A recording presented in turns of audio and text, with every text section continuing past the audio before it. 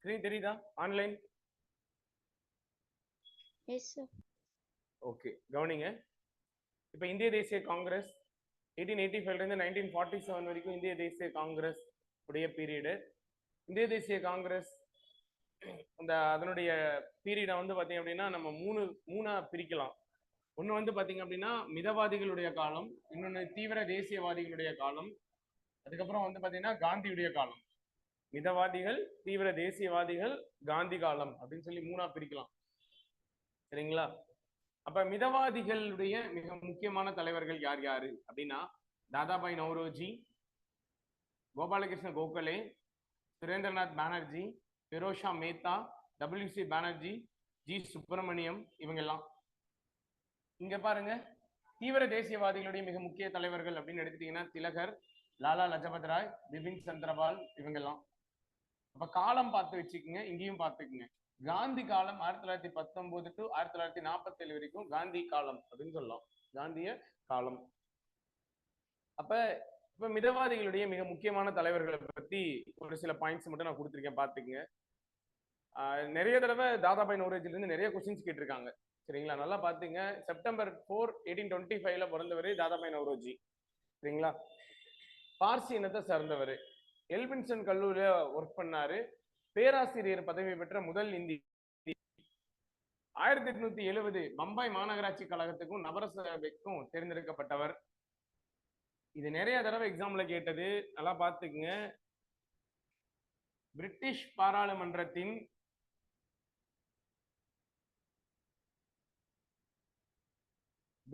பாராளுமன்றத்தின் சரிங்களா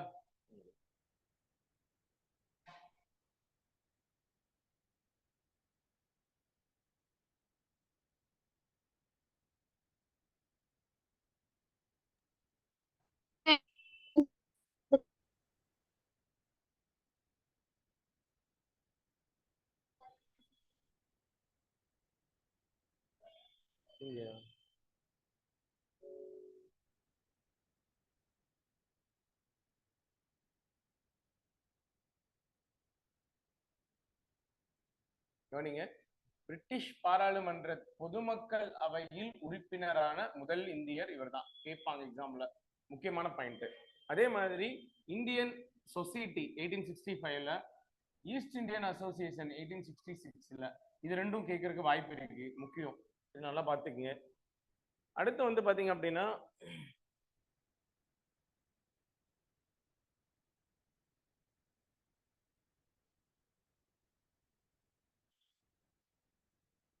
இந்தியாவில் முதலாக பெண்களுக்கான பள்ளியை நிறுவியவர், பெண் கல்வியின் தந்தை அப்படின்னா இவரை சொல்லலாம். இவர் நடத்திய பத்திரிகைகள் பாருங்க, ராஸ் கோப்தர் அப்படிங்கிற பத்திரிகை. சரிங்களா? ராஸ் கோப்தர்னா உண்மை விளம்பி அப்படின்னு அர்த்தம். மாதம் 2 முறை வந்தது, குஜராத்தி மொழியில வெளி வந்திருக்கும் ராஸ் கோப்தர். அடுத்து பாருங்க, இவர் எழுதின புக்கு இப்ப கூட அக்ரிகல்ச்சர் எக்ஸாம்ல கேட்டிருந்தாங்க இந்த கொஸ்டின். சரிங்களா? இந்தியாவின் குரல் என்ற பத்திரிகையின் ஆசிரியர் யார் அப்படின்னா இந்தியாவின் குரல் என்ற பத்திரிகையின் ஆசிரியர் தாதாபாய் நௌரோஜி. 1883ல இந்த பத்திரிகை வெளிவந்தது. 1883ல தாதாபாய் நௌரோஜி எழுதிய மிக முக்கியமான ஒரு புத்தகம் அப்படின்னா இந்த புத்தகம் தான், இந்தியாவில் வறுமையும் பிரிட்டிஷ் தன்மையற்ற ஆட்சியும் அப்படிங்கிற book. Poverty and unBritish rule in India. Poverty and unBritish rule in India அப்படிங்கிற புக்கு. செல்வ சுரண்டல் கோட்பாடு அடிப்படையில வந்து பாத்தீங்க அப்படின்னா இது செல்வ சுரண்டல். சொல்லுங்க. எழுதவே இல்லைங்க சார். நான் 1 செகண்ட் காட்டுறேன். சரிங்களா? ஒரே நிமிஷம். செல்வ சுரண்டல் கோட்பாட்டு அடிப்படையில வந்து பாத்தீங்க அப்படின்னா இந்த புக்கு எழுதப்பட்டது. சரிங்களா? அப்ப இதுதான், இது மட்டும் நல்லா பார்த்து வச்சுக்கிட்டீங்கனாலே போதும். எங்க இருந்து எழுதுனது? ஓகேவா? சொல்லிட்டீங்களா?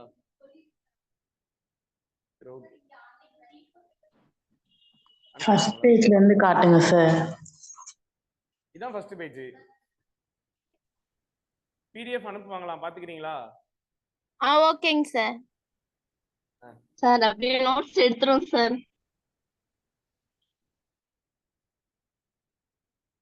சரி, கொஞ்சம் சீக்கிரம் எழுதுங்க.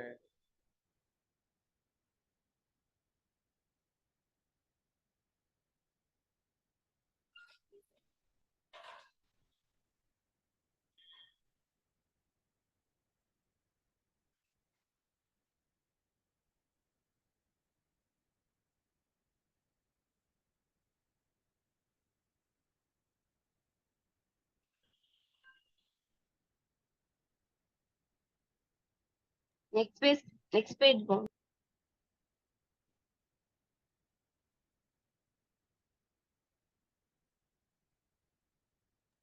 Sir 1 minute sir. Sir PDF அனுப்புவாங்களா சார்? ஆமா ஆமா அனுப்புவாங்க. Sir please down. Okay thank you sir. அடுத்து போலாமா? Yes sir.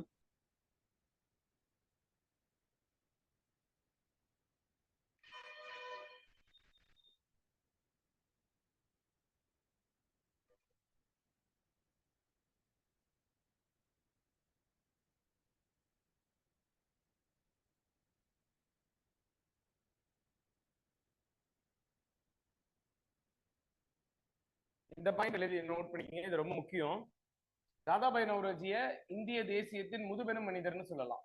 தாதாபாய் நௌரோஜி காங்கிரசின் தாத்தான்னு சொல்லலாம்.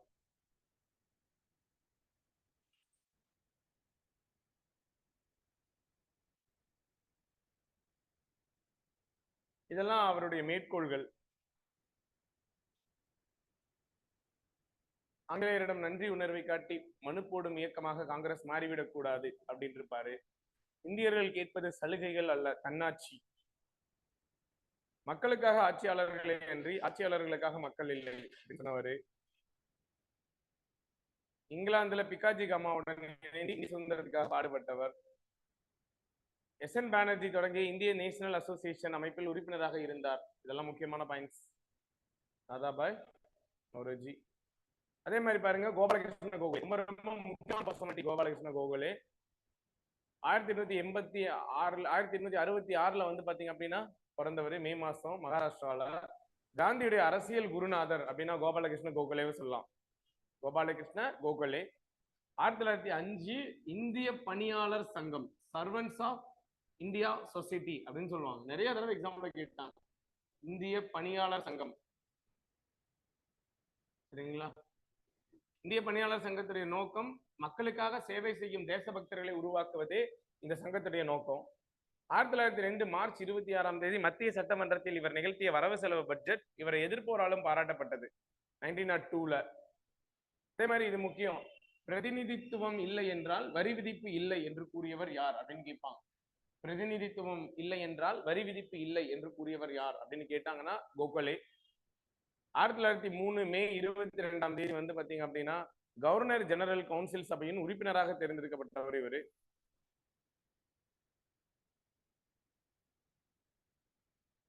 அடுத்து பாருங்க, 1905 பனாரஸ் காங்கிரஸ் மாநாட்டுக்கு தலைவராக இருந்தவர். இதெல்லாம் முக்கியம், சரிங்களா? இந்த கடைசி பாயிண்ட் பாருங்க, இது குரூப் ஒன்ல இருந்தாங்க, போன குரூப் ஒன்ல. காங்கிரஸ் மிதவாத தலைவரான கோகலே 1915 பிப்ரவரி 19 பம்பாயில் காலமான போது தீவிரவாத தலைவரான திலகர் இந்தியாவின் வைரம் மகாராஷ்டிரத்தின் அணிகளின் உழைப்பாளர்களின் இளவரசன் கோகலேவை பின்பற்ற முயற்சி செய்யுங்கள் என்று கூறினார். சரிங்களா? இது குரூப் ஒன்ல கேட்ட கேள்வி, ஞாபகம் வச்சுக்கேன். போன குரூப் ஒன். கோகலேவுடைய அரசியல் குரு நீதிபதி எம்.ஜி. ரானடே. அடுத்து பாருங்க, ஃபெரோஷா மேத்தா. இதெல்லாம் பார்த்துக்கலாம், நோட்ஸ் அனுப்புவாங்க. இதுல இருக்கிற முக்கியமான பாயிண்ட்ஸ் மட்டும் பாத்தீங்க, சரிங்களா? முக்கியமான லீடர்ஸ் எல்லாருமே வந்து பாத்தீங்க அப்படின்னா கொடுத்துருக்கேன். மிதவாதிகளுடைய முக்கியமான தலைவர்கள்.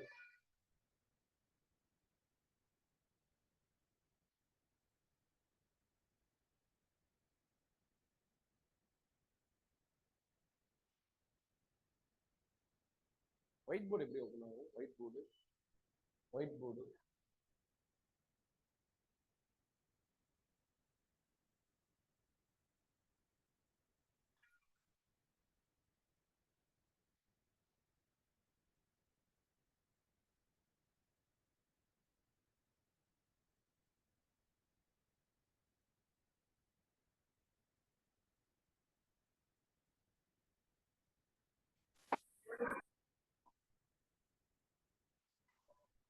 ஓகே. இப்ப மிதவாதிகள் யார் யார் முக்கியமான தலைவர்கள் பார்த்தோம். இப்ப மிதவாதிகளுடைய போராட்ட முறை.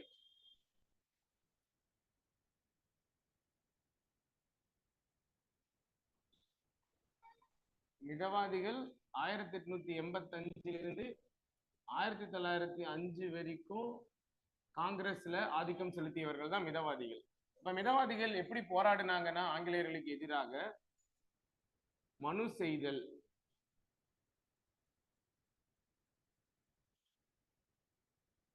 ஒண்ணு.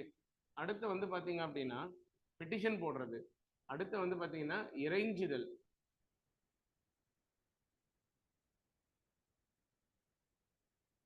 சரிங்களா? பெட்டிஷன், அடுத்து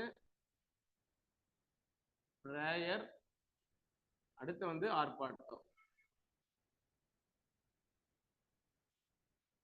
பெட்டிஷன் போடுறது, பிரேயர் பண்றது, ஆர்ப்பாட்டம் பண்றது, இதான் மிதவாதிகளுடைய போராட்ட முறை. அப்ப ப்ராட்டஸ்ட், பெட்டிஷன், பிரேயர், ப்ராட்டஸ்ட், இதான் மிதவாதிகளுடைய போராட்ட முறை. இப்படி மிதவாதிகள் போராடி மிதவாதிகள் செய்த ஒரே ஒரு சாதனை என்ன அப்படின்னாங்க, 1892 இந்திய கவுன்சில்கள் சட்டம்.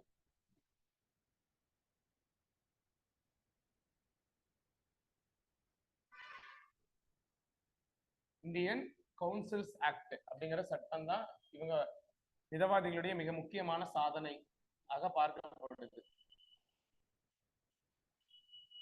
இந்த சட்டத்துல என்ன பண்ணிருப்பாங்க அப்படின்னா, முதல்ல காங்கிரஸ் ஒரு கோரிக்கை வச்சிருக்கோம், பட்ஜெட் மீது விவாதம், பட்ஜெட் மீது விவாதம்,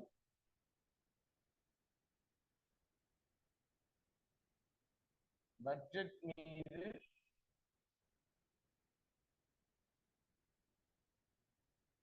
கேள்வி எழுப்பலாம், பட்ஜெட் மீது விவாதம், பட்ஜெட் மீது கேள்வி எழுப்பலாம். முதல்ல இந்த சட்டத்துல தான் கொண்டு வந்திருப்பாங்க. 1892 இந்திய கவுன்சில்கள் சட்டம். இதான் மிதவாதிகளுடைய மிக முக்கியமான சாதனை. சரிங்களா? Budget could be discussed. சரிங்களா? பட்ஜெட் ரிலேட்டடா கொஸ்டின்ஸும் ரைஸ் பண்ணலாம் மிதவாதிகள்.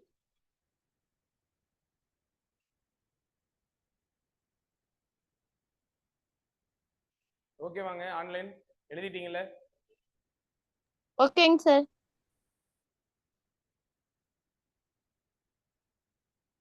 அடுத்தது 1905 இருந்து பார்க்க போறோம். 1885 இருந்து 1905 வரைக்கும் மிதவாதிகள் காலம்னு பார்த்தோம். இப்ப 1905 வங்கப்பிரிவினை.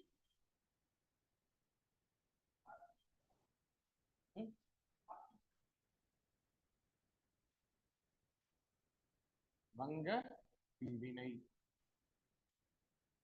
சரிங்களா? பெங்கால் பார்ட்டிஷன் சொல்லுவாங்க. 1905 வங்க பிரிவினைனா என்னன்னா, வங்காளத்தை இரு மாகாணங்களாக பிரிக்கிறது. இரு மாகாணங்கள்.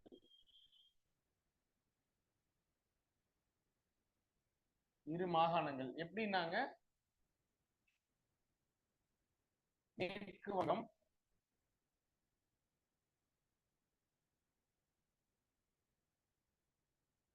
கிழக்கு வங்கம்.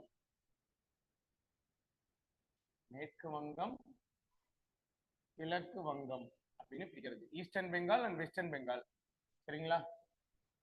இப்ப கிழக்கு வங்காளம், மேற்கு வங்காளம். மேற்கு வங்காளத்துல வந்து பாத்தீங்க அப்படின்னா பீகார், ஒடிசா, கல்கத்தா, இந்த பகுதிகளை எல்லாம் உள்ளடக்கியதாக மேற்கு வங்காளம் இருக்கும். கிழக்கு வங்காளத்துல வந்து பாத்தீங்க அப்படின்னா அஸ்ஸாம், சிட்டகாங், அடுத்து வந்து பாத்தீங்கன்னா டாக்கா, இவற்றை உள்ளடக்கிய பகுதியாக கிழக்கு வங்காளம் இருக்கும். மேற்கு வங்காளம், கிழக்கு வங்காளம் அப்படின்னு ஆங்கிலேயர்கள் வங்காளத்தை ரெண்டா பிரிச்சாங்க. இந்த வங்க பிரிவினை செய்த வைஸ்ராய் யார் அப்படின்னு கேட்பாங்க எக்ஸாம்ல. வங்க பிரிவினை செய்த வைசிராய் யார் அப்படின்னு கேட்டா டஃப்ரின் பிரபு. வங்க பிரிவினையை செய்த வைசிராய் டஃப்ரின் பிரபு அவர்கள் தான் வங்க பிரிவினையை செய்தவர்.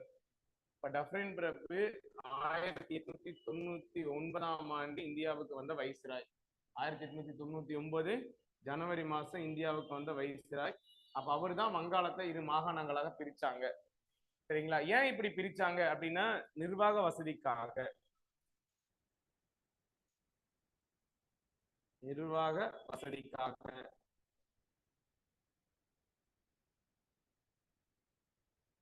சரிங்களா? அது மட்டும் இல்லாம அதிக மக்கள் தொகை கொண்ட பகுதி, ஹை பாப்புலேட்டட் ஏரியா வங்காளம், அதிக மக்கள் தொகை, அதனால பிரிச்சாங்க. அப்ப நிர்வாக வசதிக்காக பிரிச்சாங்க, அதிக மக்கள் தொகை இருக்கு அதனால 2ஆ பிரிச்சாங்க. சரிங்களா? ஆனா வங்க பிரிவினைக்கு எதிராக இந்தியாவுல நிறைய போராட்டம் நடந்தது. ஏன் வங்க பிரிவினைக்கு எதிராக போராட்டம் நடந்தது அப்படின்னா வங்காளத்தை அவங்க பிரித்த நோக்கம், உண்மையான நோக்கம் என்ன அப்படின்னா வங்காளத்தை பலவீனமடைய செய்தல். வங்காளம்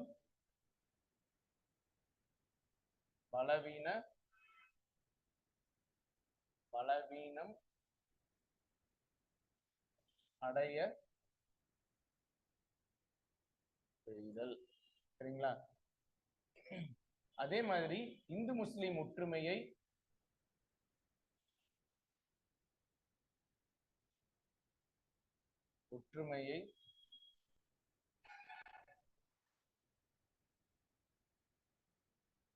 சீர்குலைக்க, இந்து முஸ்லிம் ஒற்றுமையை சீர்குலைக்க, அதுக்காக தான் வந்து பாத்தீங்கன்னா வங்காளத்தை 2ஆ பிரிச்சிருப்பாங்க, மேற்கு வங்காளம் கிழக்கு வங்காளம் அப்படின்னு சொல்லி. சரிங்களா? இப்ப வங்க பிரிவினை எப்போது அறிவிக்கப்பட்டது அப்படின்னு கேட்பாங்க. வங்க பிரிவினை ஜூலை மாசம் 19 1905 அன்னைக்கு அறிவிக்கப்பட்டது ஹர்ஷன் பிரபுவால. எப்போது நடைமுறைக்கு வந்ததுன்னு கேட்பாங்க. சார் இந்து முஸ்லிம் ஒற்றுமை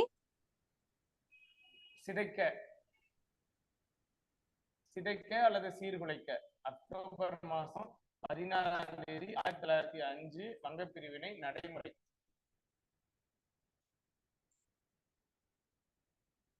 வங்க பிரிவினை நடைமுறைக்கு வந்தது அக்டோபர் 16 1905. இப்ப ஜூலை 19 1905 வந்தது, அக்டோபர் 16 1905 வந்து பாத்தீங்க அப்படின்னா நடைமுறைப்படுத்தப்பட்டது. சரிங்களா?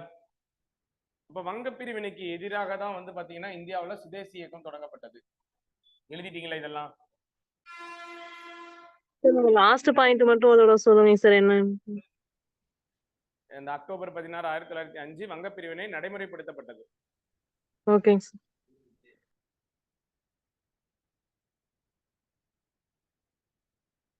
அறிவிக்கப்பட்டது ஜூலை 19 1905, நடைமுறைப்படுத்தப்பட்டது அக்டோபர் 16 1905.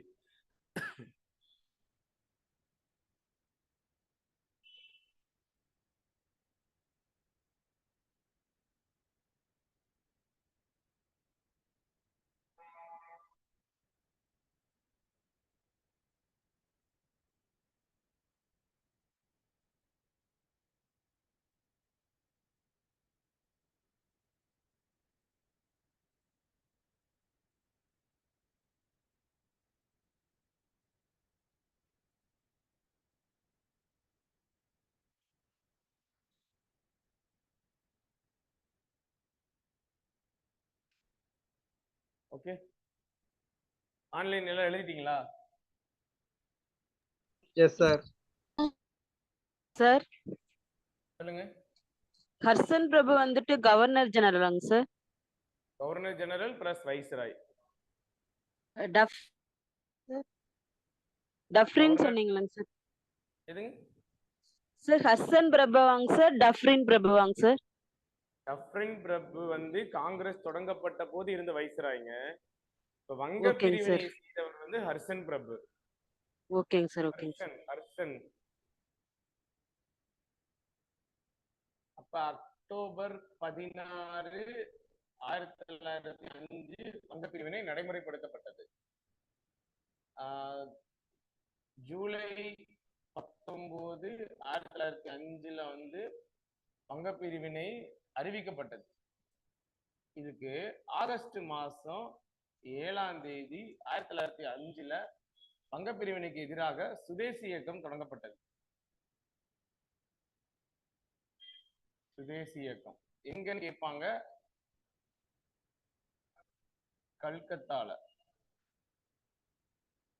கல்கத்தாவில் சுதேசி இயக்கம் தொடங்கப்பட்டது. கல்கத்தா டவுன் ஹால்ல அக்டோபர் 16 1900 இன்னைக்கு அக்டோபர் 16 1905 தான் வங்கப்பிரிவினை நடைமுறைக்கு வந்த தினம். இந்த தினம் மார்னிங் டே, துக்க தினமாக கொண்டாடப்பட்டது. துக்க தினம், சரிங்களா? அப்ப வங்கப்பிரிவினைக்கு எதிராக தான் இந்தியாவில் சுதேசி இயக்கம் தொடங்கப்பட்டது. சுதேசினா என்னங்க? உள்நாட்டு பொருட்களை உற்பத்தி செய்தல்.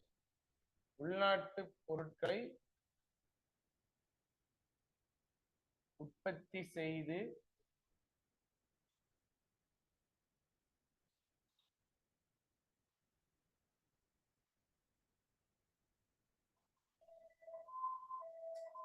பயன்படுத்துதல். உள்நாட்டு பொருட்களையே உற்பத்தி பண்ணியா உள்நாட்டு பொருட்களையே பயன்படுத்தணும். உள்நாட்டு பொருட்களை உற்பத்தி பண்ணி உள்நாட்டு பொருட்களையே பயன்படுத்தணும் தான் சுதேசி இயக்கத்தினுடைய நோக்கம். அப்ப வங்கப்பிரிவினைக்கு எதிராக சுதேசி இயக்கம் வந்து பாத்தீங்க அப்படின்னா தீவிரமாக தொடங்கப்பட்டது. ஆல்ரெடி நம்ம பார்த்தோம் 1905 வந்து பாத்தீங்க அப்படின்னா காங்கிரஸ் மாநாடு நடந்திருக்கும். எங்க நடந்திருக்கும் காங்கிரஸ் மாநாடு?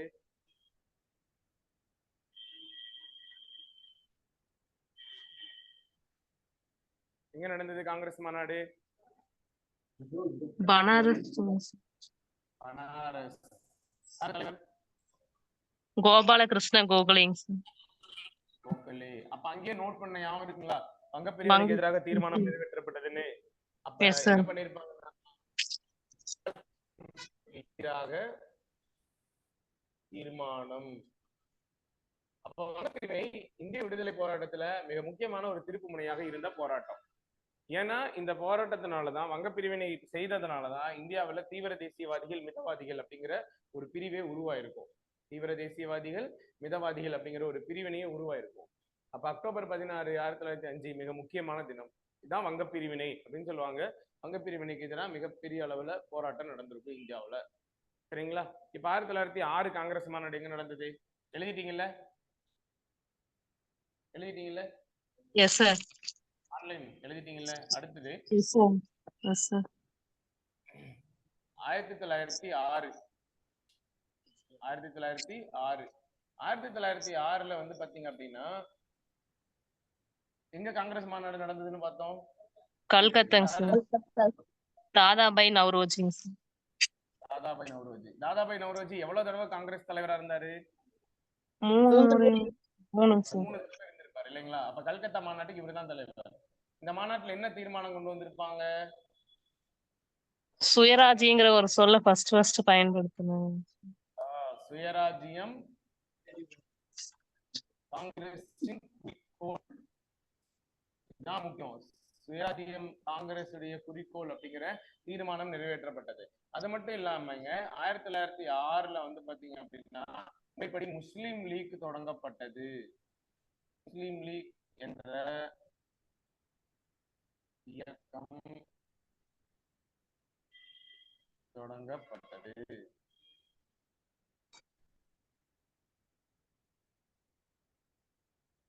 ஆயிரத்தி 1906 முஸ்லீம் லீக் தொடங்கப்பட்டது, சரிங்களா? ஞாபகம் வச்சுக்கோங்க.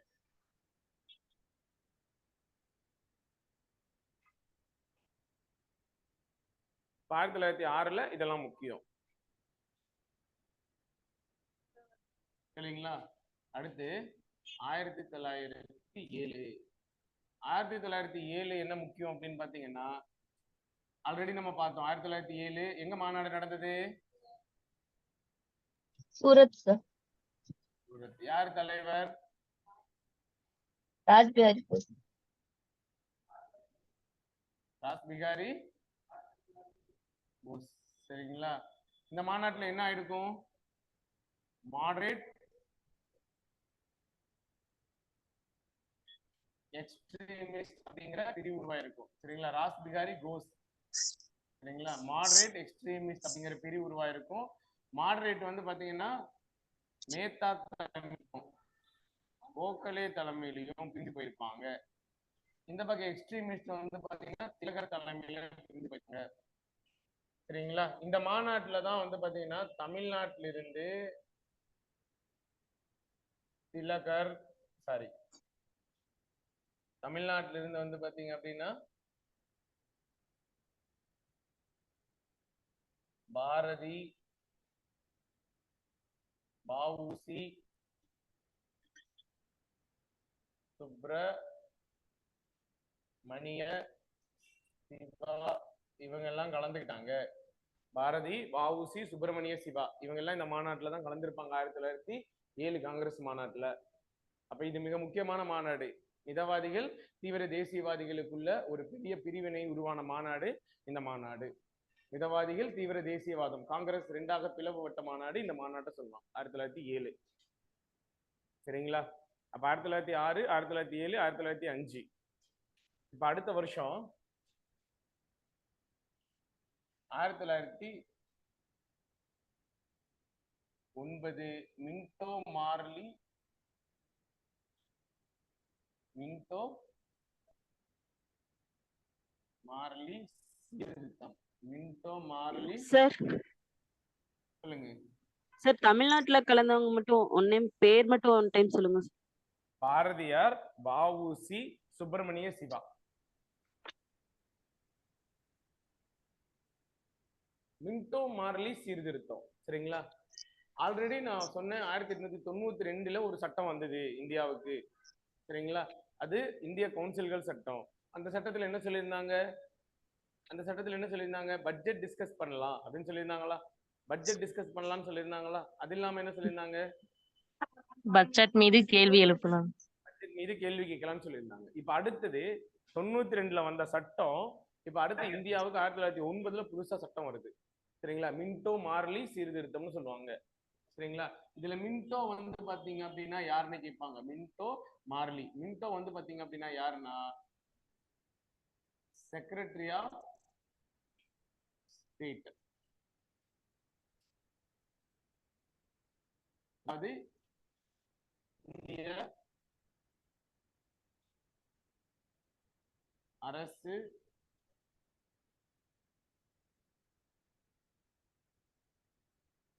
செயலர். இந்திய அரசு செயலர் மின்டோ. மார்லி யாரு அப்படின்னா மின்டோ மார்லி கவுன்சில மாறி யாருன்னா இந்தியாவுடைய வைஸ்ராய். இந்தியாவுடைய வைஸ்ராய் மின்டோ மார்லி ரிஃபார்ம். சரிங்களா? அப்ப மின்டோ மார்லி சீர்திருத்தத்துல ரொம்ப ரொம்ப முக்கியம் எக்ஸாம் பாயிண்ட் ஆஃப் வியூல என்ன அப்படின்னு பாத்தீங்கன்னா முஸ்லிம்களுக்கு தனித்தொகுதி அளிக்கப்பட்டது. முஸ்லிம்களுக்கு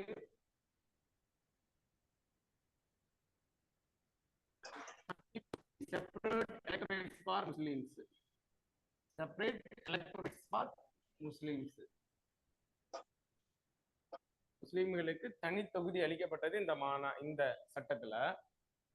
அதே மாதிரிங்க 1909 இன்னும் ரொம்ப முக்கியமானது என்ன அப்படின்னு பாத்தீங்கன்னா வைஸ்ராயின் நிர்வாக குழுவில் பங்கு பெற்ற முதல் இந்தியர். வைஸ்ராயுடைய நிர்வாக குழுவுல எக்ஸிகியூட்டிவ் கவுன்சிலுக்குள்ள நிர்வாக குழுவில் பங்கு பெற்ற முதல் இந்தியர். வைஸ்ராயுடைய நிர்வாக குழுவில் பங்கு பெற்ற முதல் இந்தியர் அப்படின்னா யார சொல்லலாம்? எஸ்.பி. சின்ஹா. சரிங்களா? இந்தியர்கள்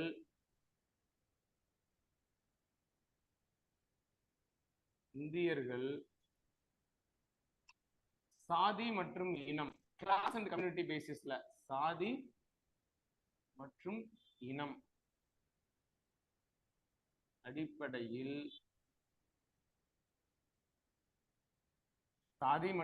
அடிப்படையில் இந்தியர்கள்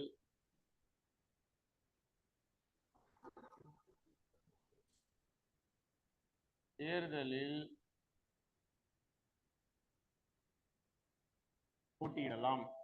இந்தியர்கள் சாதி மற்றும் இனம் அடிப்படையில் தேர்தலில் போட்டியிடலாம் அப்படின்னு சொன்னது இந்த சட்டத்துல தான்.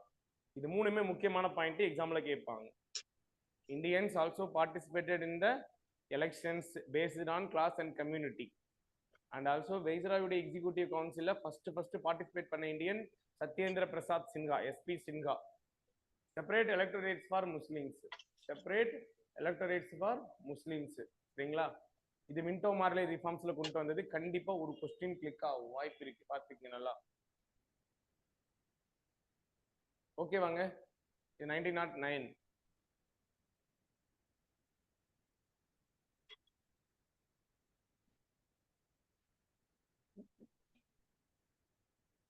வைஸ்ராயுடைய எக்ஸிக்யூட்டிவ் கவுன்சில் நிர்வாக குழுவில் பங்கு பெற்ற முதல் இந்தியர் எக்ஸிக்யூட்டிவ் கவுன்சில்.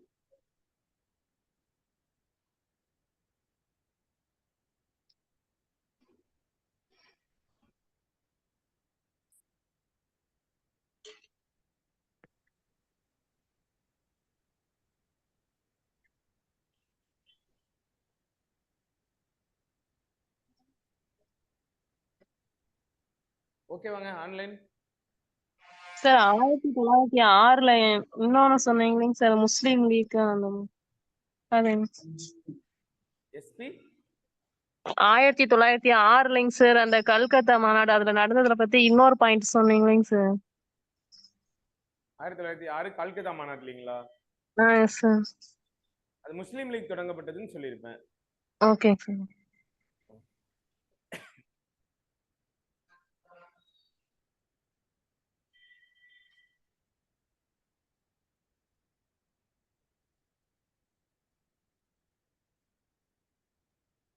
நெக்ஸ்ட் போலாம் சார்.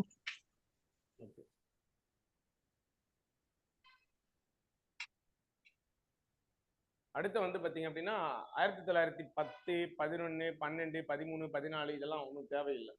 ஆல்ரெடி நான் சொன்னேன் 14 வந்து பாத்தீங்க அப்படின்னா இந்திய தேசிய காங்கிரஸ் மாநாடு நடந்திருக்கும். அந்த 1914 தான் முதல் உலக போர் தொடங்கியிருக்கும். முதல் உலக போருக்கு வந்து பாத்தீங்க அப்படின்னா ஒப்புதல் கொடுத்த மாநாடு எது அப்படின்னு கேட்டாங்கன்னா இந்த 1914 மாநாடு மெட்ராஸ்ல நடந்திருக்கும். யாரு தலைவர்? சரிங்களா, ஞாபகம் வச்சுக்கோங்க. 1915ல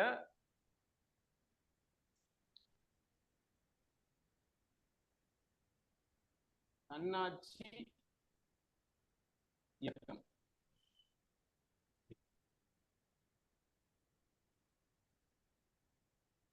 தன்னாட்சி இயக்கம் 1916ல நடந்த மிகப்பெரிய முக்கியமான ஒரு இயக்கம் தன்னாட்சி இயக்கம்.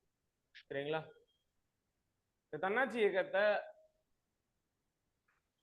யாருடைய தலைமையில நடந்திருக்கும் அப்படின்னு பாத்தீங்கன்னா முதல்ல அன்னி பெசன்ட்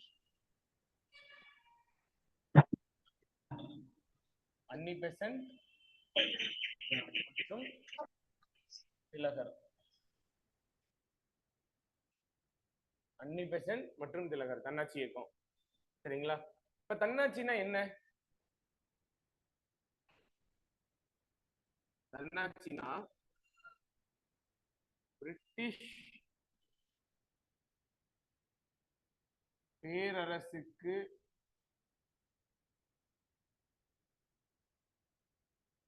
உட்பட்ட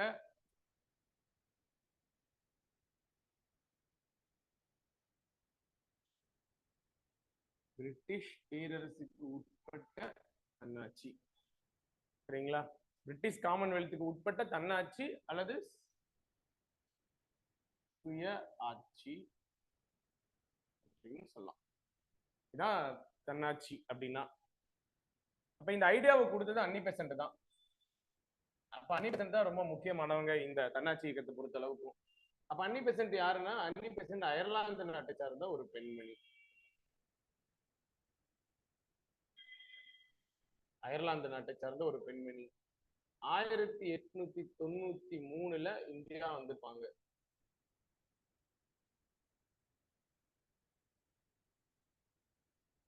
அன்னி பெசன்ட் அம்மையார் இந்தியா வந்திருப்பாங்க.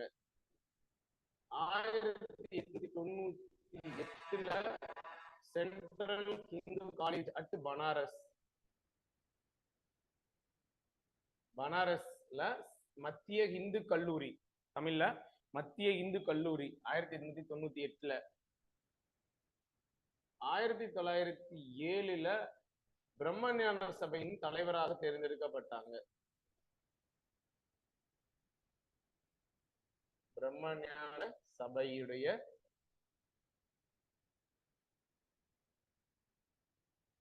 தலைவராக தேர்ந்தெடுக்கப்பட்டாங்க 1907. சரிங்களா?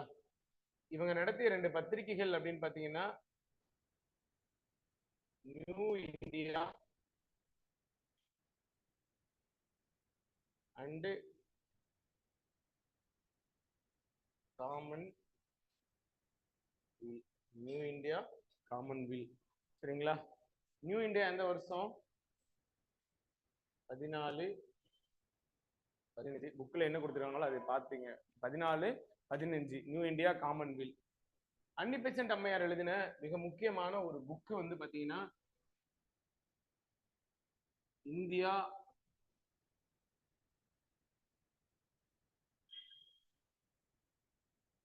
ஒரு தேசம் அப்படிங்கிற புக்கு. சுதந்திரம் பெற இந்தியா எவ்வாறு துயருற்றது அப்படிங்கிற புக்கு.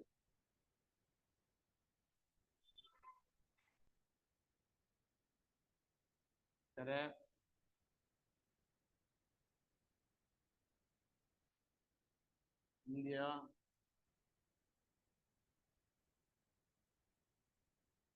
எவ்வாறு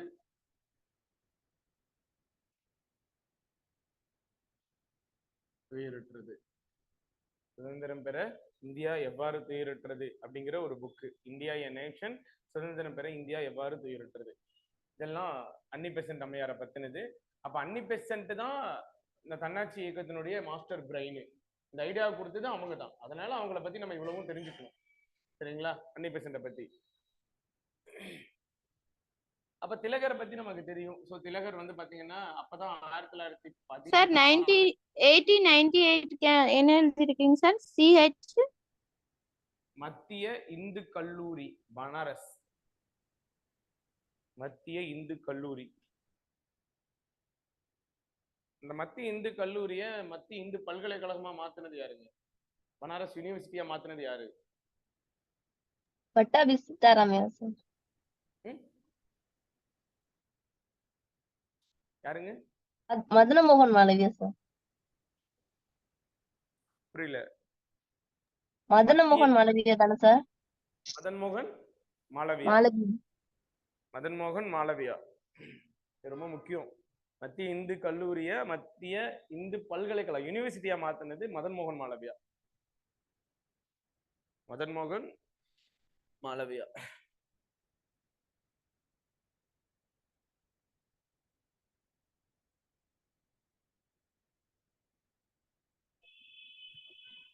சார் 1893 சார் 1873 சார்? புரியலங்க சார். இந்தியா வருகை 93.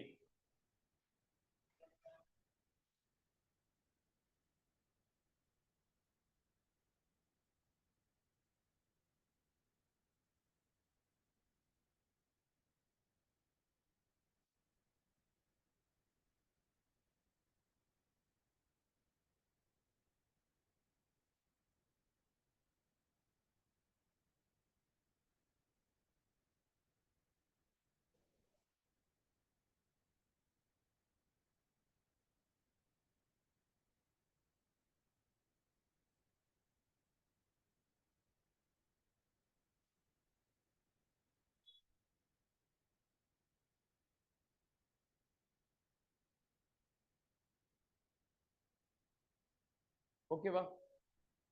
ஓகே, ஆன்லைன் ஓகேவா? Okay sir. இப்ப இதெல்லாம் கம்ப்ளீட்டா அன்னி பெசன்ட்டை பத்தி. இப்ப அன்னி பெசன்ட்டும் திலகரும் 2 பேரும் ஒன்னா சேர்ந்துதான் வந்து பாத்தீங்க அப்படின்னா தன்னாட்சி இயக்கத்தை இந்தியாவுல தொடங்கினவங்க. சரிங்களா? அப்ப தன்னாட்சினா என்ன அப்படின்னு சொன்ன அன்னி பெசன்ட்டை பத்தி இப்ப பார்த்துட்டோம். சரிங்களா? இப்ப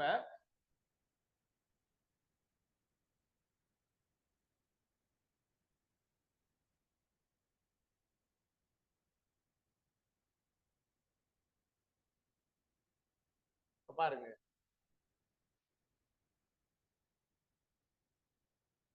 தன்னாட்சி இயக்கம் வந்து பாத்தீங்க அப்படின்னா திலகர் தலைமையில ஒரு தன்னாட்சி இயக்கமும், அன்னிபெசன்ட் தலைமையில ஒரு தன்னாட்சி இயக்கமும் தனித்தனியா நடந்திருக்கும். அன்னிபெசன்ட் தலைமையில ஒண்ணும், திலகர் தலைமையில ஒண்ணும். திலகர் தலைமையில நடந்த தன்னாட்சி இயக்கம் வந்து பாத்தீங்க அப்படின்னா எங்க நடந்திருக்கும்னா பம்பாய்,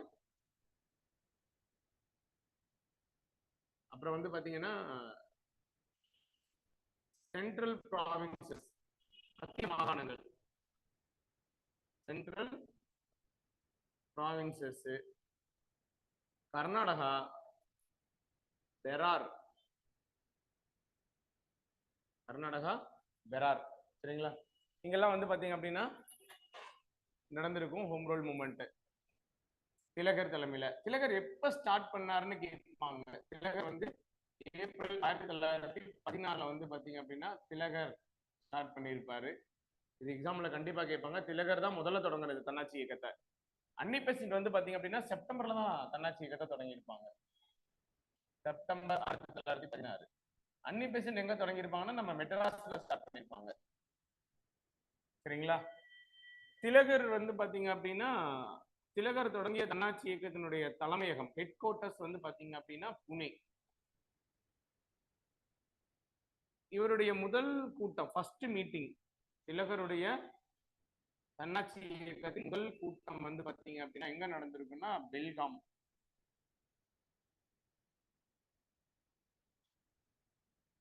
பெல்காம்ல நடந்திருக்கும் முதல் கூட்டம்.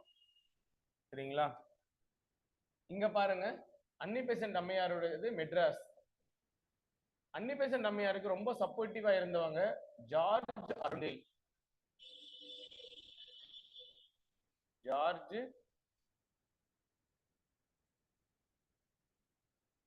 Arundale, BP Wadia, BP Wadia, CP Ramasamy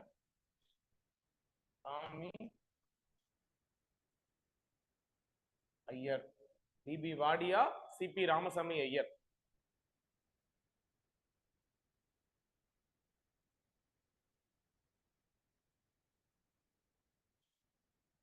George Arundale, BP Wadia, CP Ramasamy Iyer. சரிங்களா? அப்ப அன்னிபெசன்ட் தொடங்கினது சென்னையில எங்கன்னு கேட்பாங்க, கோகலே மண்டபம்.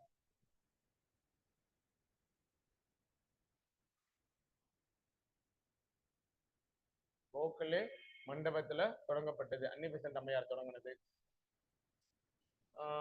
வேற அன்னிபெசன்ட் பொறுத்தளவுக்கும் வந்து பாத்தீங்கன்னா ரொம்ப முக்கியம். அன்னிபெசன்ட் தொடங்கினதுக்கு வந்து பாத்தீங்கன்னா கிட்டத்தட்ட 200 பிரான்ச்சஸ் இருந்திருக்கு. 200 கிளைகள். அன்னிபெசன்ட்டுடைய தன்னாட்சி இயக்கத்துக்கு 200 கிளைகள். திலகர் தொடங்கின தன்னாட்சி இயக்கத்துக்கு வெறும் 6 கிளைகள் தான் இருந்திருக்கும். சரிங்களா? அப்ப இதான் தன்னாட்சி இயக்க, இதான் எக்ஸாம் பாயிண்ட் ஆஃப் வியூல கேட்பாங்க கண்டிப்பா. சரிங்களா? 1916 தொடங்கப்பட்டது, திலகரால ஏப்ரல் மாசம் தொடங்கப்பட்டது. அன்னிபெசன்டால செப்டம்பர் மாசம் தொடங்கப்பட்டது. திலகர் பம்பாய், சென்ட்ரல் ப்ராவின்சஸ், கர்நாடகா, பெரார், இங்கெல்லாம் மகாராஷ்டிரா, இங்கெல்லாம். அன்னிபெசன்ட் வந்து பாத்தீங்கன்னா மெட்ராஸ்ல. சரிங்களா? Headquarters Pune. திலகருக்கு ஃபர்ஸ்ட் செஷன் வந்து பெல்காம்ல நடந்திருக்கும். பெல்காம் கர்நாடகா. காந்தி பிரசிடென்டா இருந்த மாநாடுன்னு ஆல்ரெடி சொல்லியிருக்கேன். அங்க பாத்தீங்க அப்படின்னா Madras. George Arundale, BP Wadia, CP Ramasamy Iyer, இவங்கெல்லாம் வந்து பாத்தீங்கன்னா அன்னிபெசன்ட்டுக்கு ரொம்ப க்ளோஸா இருந்து ஹெல்ப் பண்ணவங்க தன்னாட்சி இயக்கத்துல. சரிங்களா? ஓகே. அப்ப இப்ப அன்னிபெசன்ட்டும் திலகரும் இந்த தன்னாட்சி இயக்கத்தை ரொம்ப அக்ரெசிவா கொண்டு போயிருப்பாங்க. சரிங்களா? ஒவ்வொரு பக்கமும் பப்ளிக் மீட்டிங் கண்டக்ட் பண்றது, ப்ராட்டஸ்ட் பண்றது, சரிங்களா, ஊர்வலம் போறது அப்படின்னு நிறைய ரொம்ப அக்ரெசிவா கொண்டு போயிருப்பாங்க இந்த ஹோம் ரூல் மூவ்மெண்ட்டை. சரிங்களா? அப்ப இவ்வளவு அக்ரெசிவா போகும்போது பிரிட்டிஷ் கவர்மெண்ட் இதுக்கு சும்மா இருக்குமா? அப்ப பிரிட்டிஷ் கவர்மெண்ட் வந்து பாத்தீங்கன்னா ஏதாவது ரெப்ரசன்ட் பண்ணிருப்பாங்கல்ல. அப்ப என்ன பண்ணாங்க பிரிட்டிஷ் கவர்மெண்ட் அப்படின்னா, முதல்ல வந்து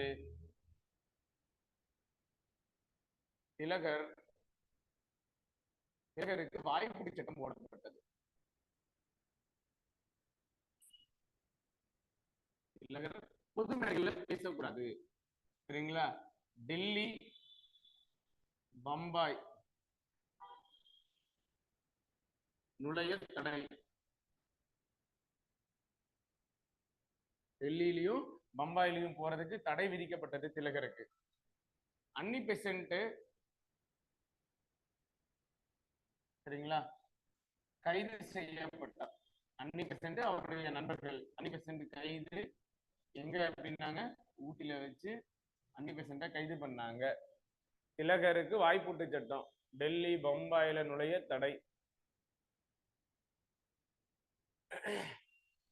அன்னி பெசன்ட் எப்ப கைது பண்ணாங்கன்னு கேட்பாங்க. ஜூன் மாசம் அன்னி பெசன்ட் கைது 1917.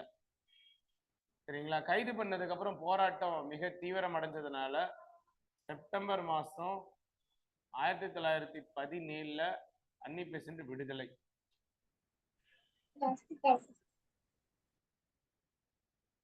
அன்னி பெசன்ட் கைது பண்ணது 1917. சரிங்களா? 17 கைது. அன்னி பெசன்ட் கைது பண்ணதுனால ஜி சுப்பிரமணிய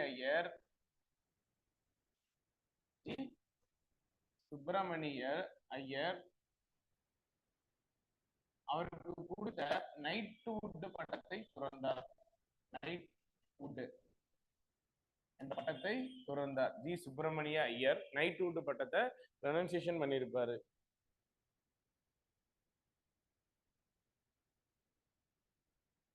சரிங்களா? அப்ப செப்டம்பர் மாசம் 1917 அன்னி பெசன்ட் விடுதலை. அப்ப இதே ஆண்டு டிசம்பர் மாசம் 1917 சரிங்களா ஐஎன்சி மாநாடு. இந்த மாநாட்டுக்கு யாரு தலைவர்? பார்த்து சொல்லாதீங்க. அன்னி பெசன்ட் தானே? அன்னி பெசன்ட் தான் தலைவர் 1917 காங்கிரஸ் மாநாட்டுக்கு. அப்ப இதான் தன்னாட்சி இயக்கம். தன்னாட்சி இயக்கத்தினுடைய முடிவு.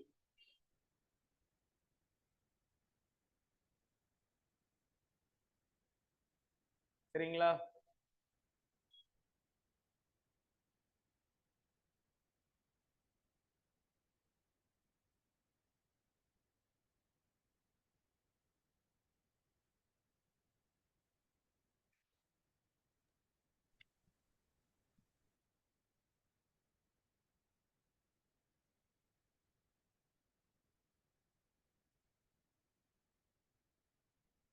ஆன்லைன் ஓகேவா? Okay sir. Yes sir. ஏதாவது டவுட் இருக்கா? No, sir. சார் அவர் அவங்க பெசன்ட் அவங்கள வந்துட்டு ஊட்டியில கைது பண்ணாங்களாங்க சார்? ஆமாங்க. ஓகேங்க சார். பெசன்ட் அவருடைய க்ளோஸ் ஃப்ரெண்ட்ஸ் இருந்தாங்க இல்லைங்களா, George Arundale, BP Wadia, CP Ramasamy Iyer, அவங்க எல்லாரும் அங்கதான் அரெஸ்ட். ஓகேங்க சார்.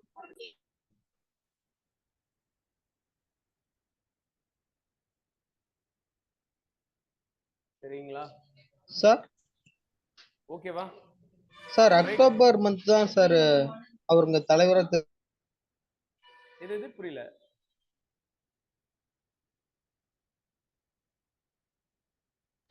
சார் சொல்லுங்க. சார் அக்டோபர் மந்த் தான் தலைவரா தேர்ந்தெடுக்கப்பட்டாங்களா சார் காங்கிரஸ்ல? அக்டோபர் 1917. அக்டோபர் 1917ங்களா? ஆமாங்க சார், அங்க எழுதிருக்கீங்களா அது அக்டோபர் தானே? யார்? அன்னி பெசன்ட்டா? Yes sir. Annie Besant October மாசம் தலைவராக தேர்ந்தெடுக்கப்பட்டார். எங்க காங்கிரஸ்கா? சார் டிசம்பர் 1917 மாநாடு நடந்ததை சொல்றேன் சார். டிசம்பர் மாசம் தான் மாநாடு நடந்திருக்கும். டிசம்பர் தான் அந்த மாநாட்டுல தலைவராக தேர்ந்தெடுக்கப்பட்டிருப்பாங்க. Okay sir. எப்பவுமே டிசம்பர்ல தாங்க காங்கிரஸ் மாநாடு நடக்கும். ஓகே. அப்பப்ப சிறப்பு மாநாடு வேணா அப்பப்ப மாத்திப்பாங்க, அப்பப்ப வேரி ஆகும். சரிங்களா?